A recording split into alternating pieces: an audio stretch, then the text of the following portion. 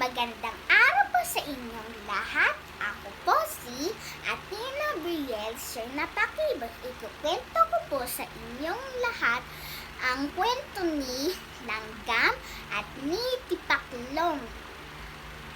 Isang umaga, maganda ang sikat ng araw.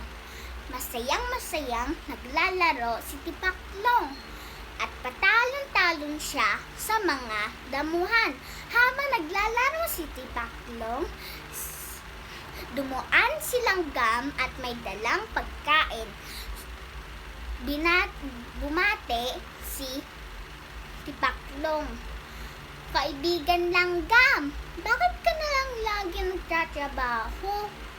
Maganda ang sikat ng araw. Halika, maglaro tayo, sabi ni Tipaklong. Sumagot si Langgam. Kailangan ko mag-ipon ng pagkain para hindi ako magutom sa tapat ng araw ng tag-ulan, sabi ni Langgam. Sumagot naman si Tipaklong.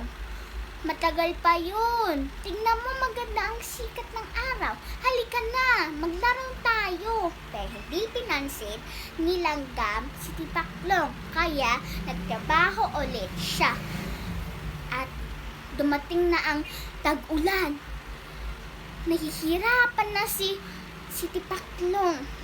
Basang-basang na siya at gutom na gutom.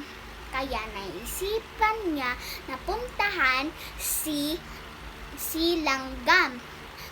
Kumatok siya sa bahay ni Langgam. Tok, tok, tok, tok, tok, tok. Pinagbuksan ni Langgam si Tipaklong at pinakain siya. At nagpasalamat si Tipaklong kay Langgam. Wala noon naging